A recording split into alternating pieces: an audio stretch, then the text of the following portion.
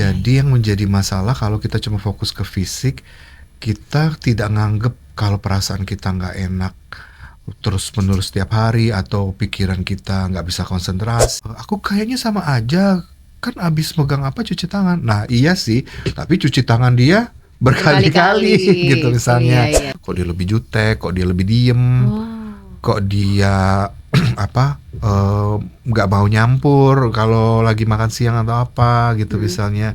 Yang seperti itu juga pertanda. Kalau overthinkingnya lebih jauh, yang terjadi pasti dia akan mengganggu pekerjaan dia. Kerjaannya entah nggak beres, walaupun dia ngerjain, tapi pikirannya terus kemana-mana, sehingga pasti kualitasnya nggak sebagus kalau dia bisa fokus. Masih di V-Radio Morning Show barengan sama aku Maria Andromeda, V-Listeners. Dan kali ini kita spesial karena kita akan ngebahas mental health, tapi nggak cuma sama aku aja. Biasanya kan kalau aku, Ichan, ngomongnya mental health yang survei-nya doang ya, Chan ya. Iya, betul. Yang kita sok-sokan self-diagnose ya. Iya. Tapi kali ini kita kedatangan yang seseorang yang memang pakarnya, expertnya. Sudah ada Dr. Ezra Ebenezer Soleman, spesialis kesehatan jiwa, dan juga Mbak Clara. Selamat pagi. Selamat pagi. Sehat? Alhamdulillah Sehat. Baik ya kondisi Baik. kabarnya ya. Jadi kan tadi aku udah sempat mention kesehatan mental dan juga self-diagnose. Kesehatan mental tuh kan sekarang lagi booming ya dok ya. Banyak banget gitu orang-orang bahas mental health. Tapi kalau misalnya aku mau nanya, sebenarnya mental health sendiri tuh masalahnya tuh apa aja sih dok? Oke. Mental health itu tuh sebenarnya menyangkut aspek bagaimana seseorang itu bisa mengelola pikirannya, perasaannya, perilaku dan bicaranya. Nah, faktor yang mempengaruhi sangat banyak, semua di dalam kehidupan mempengaruhi. Nah, bisa faktor dari keluarga, atau faktor dari dirinya sendiri, atau dari orang-orang lain. Oke, dan pastinya penting ya dok ya untuk memahami dasar kesehatan mental sebelum menilai kondisi diri sendiri. Itu penting banget gak sih dok? Pentingnya tuh adalah di sini. Kalau kita cuma fokus pada kesehatan fisik aja, dan notabene kan semua orang rata-rata kalau sakit ngomongnya tuh masalah fisik ya. Bener, badannya, organnya gitu ya. Tapi seringkali orang lupa dengan mental itu sendiri. Oh, iya. Jadi yang menjadi masalah kalau kita cuma fokus ke fisik, kita tidak nganggep kalau perasaan kita nggak enak terus-menerus setiap hari, atau pikiran kita nggak bisa konsentrasi, atau kita nggak bisa mengerjakan sesuatu dengan fokus. Itu kita nggak anggap itu masalah. Akhirnya kualitas hidup kita, kualitas pekerjaan kita akan bermasalah. Oh, oke. Pasti ketika perasaan kita nggak enak, mungkin akhirnya kita relasi dengan orang lain mungkin jadi lebih jutek gitu ya. Bener. Atau kita mengerjakan jadi salah-salah gitu. Nah, di situ masalahnya yang kita nggak sadari. Pada saatnya ketika sudah semakin besar, baru deh benar-benar kualitas hidupnya kacau, pekerjaan juga bermasalah, relasi bermasalah, baru deh orangnya sadar, oh ternyata aku nggak baik-baik aja nih. Oh, oke. Nah, padahal seandainya dari awal sudah dibantu, sudah ada cara untuk menolong dirinya dari aspek pikiran perasaan itu, mungkin semua masalah itu nggak harus terjadi. Itu dia, penting berarti ya dok ya. Penting. Dan faktor apa aja sih dok yang bisa memicu terganggunya mental health seseorang? Oke, satu faktor dari diri sendiri sih. Mungkin ada hal-hal yang belum selesai, misalnya Trauma masa kecil gitu juga ngaruh ya dok ya? tentu, atau ada ketidakpuasan dalam pekerjaan yang dia tahan terus misalnya, atau dalam relasi hubungan yang lalu belum selesai terus, tapi dia masih bawa terus lukanya itu di hubungan yang berikutnya gitu. Tapi itu kan di dalam dirinya, atau faktor dari lingkungan juga bisa mempengaruhi orang tersebut. Tapi yang terutama tuh faktor dari dirinya, apakah dia kematangan kepribadian dan pengelolaan dirinya itu baik. Kalau kurang baik, semakin mudah faktor dari lingkungan itu mempengaruhi orang itu Oh, jadi faktor lingkungan juga mempengaruhi ya dok ya? juga. Oke, terus untuk menilai kondisi mental diri sendiri tuh gimana? Ada nggak biasanya kayak masalahnya atau enggak gitu dok? Kayak untuk apa ya, kayak mungkin aku ngerasa kayak aduh kayak setiap kali kerja kok sering nggak fokus, tuh bisa nggak sih dok dinilai tanpa harus misalnya ke dokter dulu atau ke psikiater atau psikolog, bisa nggak dok? Oke, bisa. sebelum saya jelasin itu, mungkin saya jelasin dulu definisi gangguan mental ya, Boleh. supaya ngerti ya. Jadi gangguan mental atau gangguan jiwa itu sama, itu batasannya adalah satu, ada perubahan pola pikiran dan atau perasaan Mm-mm. dan atau perilaku dan atau bicara seseorang. Mm-mm. Nah, perubahan ini kemudian yang kedua nih, menyebabkan orang yang bersangkutan jadi menderita, jadi nggak nyaman, Mm. dan atau kehidupan sehari-harinya jadi terganggu, dan atau relasi sosialnya jadi bermasalah sampai dengan bisa mempengaruhi pekerjaannya atau dan lain-lain. Mm. Nah, berdasarkan itu baru tuh menjawab pertanyaannya Mbak Maria tadi. eh, kita bisa nggak sih melihat sendiri? Bisa sih, tapi kita perlu lihat diri kita dari waktu ke waktu. Kalau kita nggak begitu kritis, mungkin kita tidak bisa melihatnya kadang-kadang. Nah, coba lihat dari waktu ke waktu, mungkin dari waktu kita masih kecil, remaja, dewasa muda, sampai dengan sekarang. Mm. Kira-kira perasaan kita tuh rata-rata stabil nggak sih perasaannya, atau naik turun ya? Lebih banyak perasaan yang gimana? Perasaan kayak sedih atau kayak mudah cemas, atau perasaan nyaman tenang? Yang normalnya kan sebenarnya suasana hati, mood itu nyaman tenang ya. Benar. Tapi kalau yang lebih banyak ke arah sedih atau dikit-dikit jadi cemas, sebenarnya itu nggak oke. Salah satu gejalanya lah ya, bisa Iya. dibilang ya, Dok. Nah, memang ada orang kepribadiannya mudah cemas, tapi bukan berarti dia hampir sepanjang hari isinya dia Cemas seperti mulu. cemas. Nah, itu nggak oke. Oke. Nah, cuman biasnya adalah di saat orang itu memang sudah terlalu lama ngalamin gangguan cemas, dia jadi nggak bisa membedakan yang mana yang normalnya. Oke, ya. Karena dia ngerasa ya, Kebiasaannya. gue memang dari dulu kayak gini cemas. Tapi yang normalnya harusnya nggak cemas. Normalnya itu nyaman, tenang. Bisa sih cemas, tapi tidak sepanjang hari cemas mulu gitu ya. Gitu. Oh. Nah itu dia perlu melihat, makanya dia perlu lihat dari waktu ke waktu. Mungkin waktu remaja dia nggak kayak gini.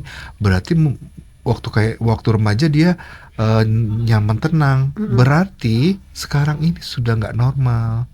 Kalau dia terus cemas-cemas. Terus-terusan cemas gitu ya. Nah, itulah mengapa perlu lihat dari waktu ke waktu. Lalu satu-satu pikiran bagaimana? Apakah ada pikiran berulang? Apakah ada pikiran khawatir atau ide-ide berlebihan gitu ya? Ada nggak yang seperti itu? Perilaku juga sama. Ada perilaku yang berbeda nggak dari orang pada umumnya? Aku kayaknya sama aja. Kan abis megang apa cuci tangan. Nah iya sih, tapi cuci tangan dia berkali-kali gitu misalnya. Iya, Ya itu kan tidak wajar. Orang kan umumnya ya habis pegang yang kotor ya sekali baru cuci aja tangan gitu. Oke. Nah, yang seperti itu ada nggak? Dulu ada nggak dari waktu ke waktu, supaya lihat ada yang berbeda nggak, ada yang berubah nggak, gitu. Sama pembicaraan juga.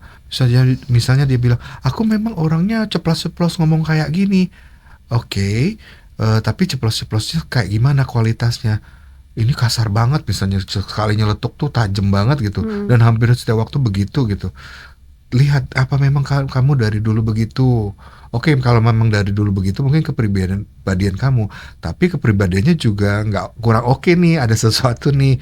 Tapi kalau dulu kamu nggak gitu, sekarang kamu jadi begitu, mungkin memang ada sesuatu. Oke. Ya, Nah, di situ cara kita menilai kita ada sesuatu butuh bantuan atau enggak dari mental. Tadi kan mungkin udah sedikit dijelasin gejala-gejalanya ya. Tapi boleh lebih dispesify lagi nggak sih, Dok? Gejala yang bisa kita rasakan sendiri ketika mungkin mental health-nya terganggu. Biasanya common symptoms-nya itu apa, Dok? Sebenarnya sangat luas ya kemungkinannya. Tapi umumnya dari dampaknya itu akan kerasa duluan di pekerjaan, biasanya konsentrasi. Oke. Nah, untuk kondisi yang paling banyak itu biasanya kan gangguan cemas maupun depresi, itu yang paling banyak sebenarnya dialami, walaupun tidak selalu datang ke dokter. Biasanya datang ke dokternya ketika sudah berat-berat tuh. Udah parah gitu. Tapi itu paling banyak dialami. Di sini pun mungkin ada, mestinya kalau statistiknya 15% itu tuh ada yang depresi dan cemas. Jadi kalau di sini ada berapa orang? Pasti ada ya. Nah, umumnya konsentrasi itu terganggu Nah, Oke. kalau kita ngerasa kok aku salah-salah mulu ya, atau aku ngerasa sudah bener itu ngerjain semuanya, pas sampai atasan Oh, tuh kan salah. ada yang salah. Dan salahnya itu bukan salah yang subjektif, tapi salah yang objektif yang seharusnya aku tahu gitu. Oke. Seharusnya aku sudah ngerti itu, kok aku nggak lihat Kok tadi. bisa miss gitu ya, Nah, Dok ya? yang kayak gitu, atau ada yang kelupaan dikerjakan, atau ada jadwal yang kelewat.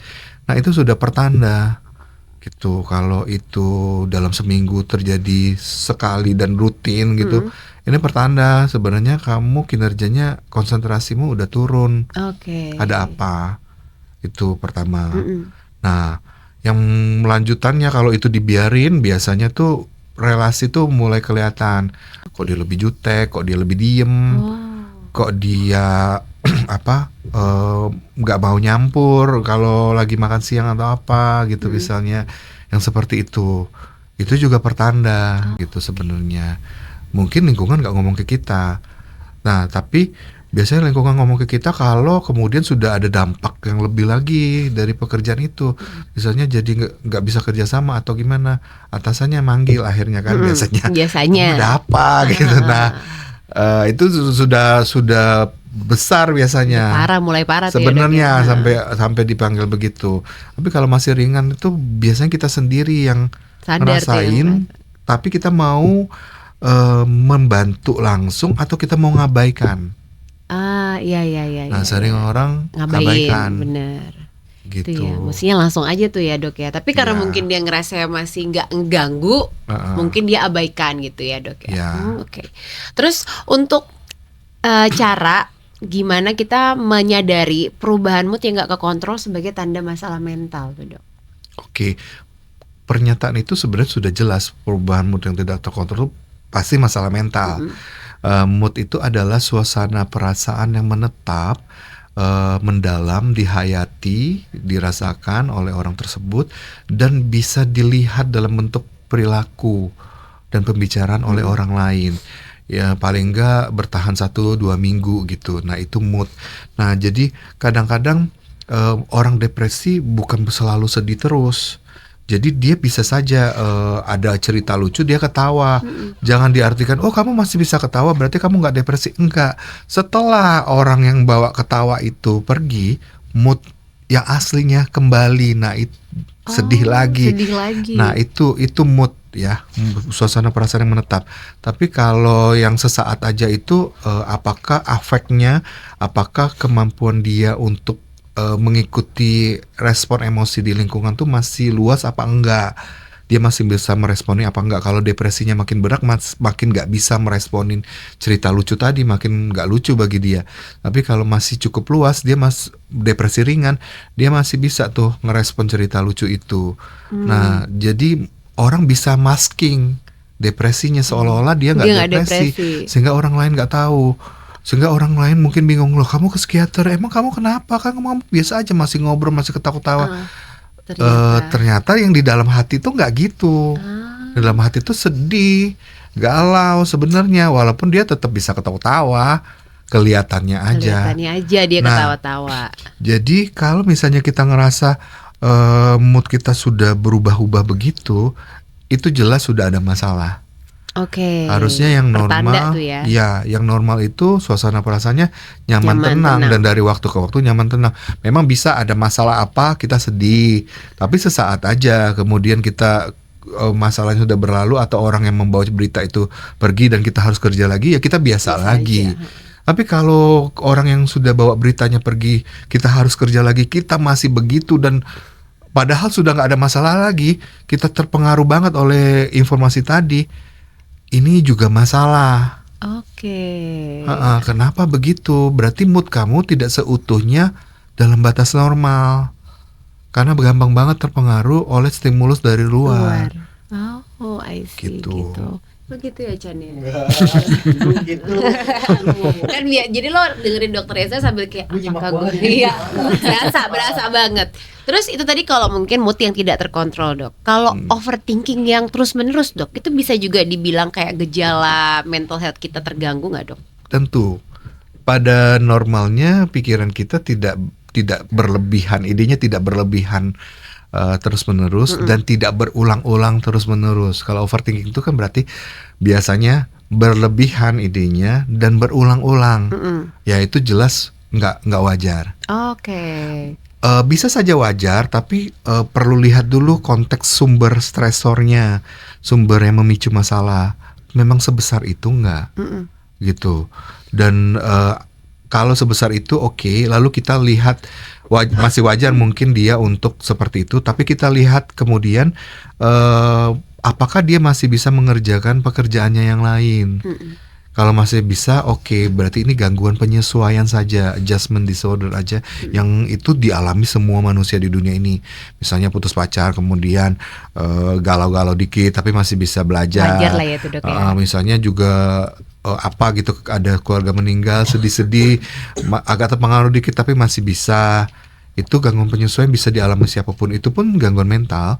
Nah, tapi kalau overthinkingnya lebih jauh, yang terjadi pasti dia akan mengganggu pekerjaan dia. Kerjaannya entah gak beres, walaupun dia ngerjain, tapi pikirannya terus kemana-mana, sehingga pasti kualitasnya gak sebagus kalau dia bisa fokus ke situ kan. Nah, itu bisa manifestasi dari gangguan cemas, bisa manifestasi dari depresi, bisa dari skizofrenia bahkan, bisa dari obsesif kompulsif, bisa dari gangguan-gangguan lain, ada macam-macam. Gitu. Udah banyak tuh ya, Dok, ya berarti ya. Banyak jenisnya. Itu kalau misalnya tadi overthinking, mood yang tidak terkontrol. Kalau misalnya keinginan orang yang pengen menyendiri, Dok, itu wajar atau malah gejala kesehatan mental? Oke. Memang ada orang yang kepribadiannya introvert dan warna kepribadiannya tuh tidak membutuhkan orang lain di sekitarnya, memang ada, ya. Tapi bukan berarti orang tersebut sama sekali tidak bisa berinteraksi sosial atau benar-benar bermasalah sekali. Dalam artian harusnya orang tersebut tetap misalnya masuk kerja, bisa interaksi dengan teman kerja, gitu ya. Itu kalau hanya kepribadian. Nah, tapi yang menjadi masalah kapan menyendiri itu adalah tanda bahwa gangguan mental tertentu. Kalau kemudian misalnya dia karena fobia sosial, ya, setiap meeting yang harus dia bawain presentasinya ada aja alasannya sakit atau apa. Oh, oke. Misalnya, Iya. atau bahkan kemarin ada pasien saya yang datang, dia 4 semester enggak masuk ke kelas walaupun dia datang ke kampus. Tapi dia nggak masuk kelas. Tapi nggak masuk ke kelas dan orang tuanya baru tahu. Karena kalau dia masuk ke kelas dia harus interaksi intens sama teman sekelas, sama dosen, dan itu bikin dia cemas. Nah, jadi dia menarik diri dengan, ya dia datang ke kampus, tetap datang seolah kuliah, tapi dia nggak masuk kelas tuh. tidak masuk kelas.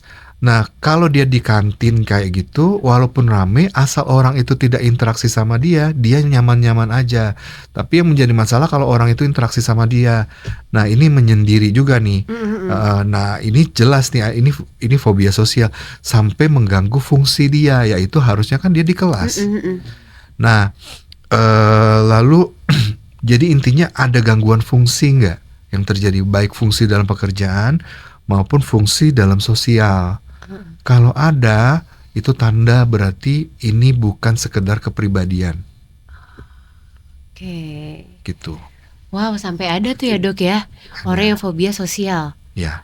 Wow, seru banget nih pembahasan kita nih ya. Mungkin kalian juga ada selama ini mungkin ngerasa aku introvert, tapi sebenarnya kalian fobia sosial. Tuh, konsultasi ya kan sama Dr. Ezra, langsung aja WA juga bisa, listeners. Kita juga lagi live di TikTok di @virradioFM dan juga di YouTube di @OKSonWomen.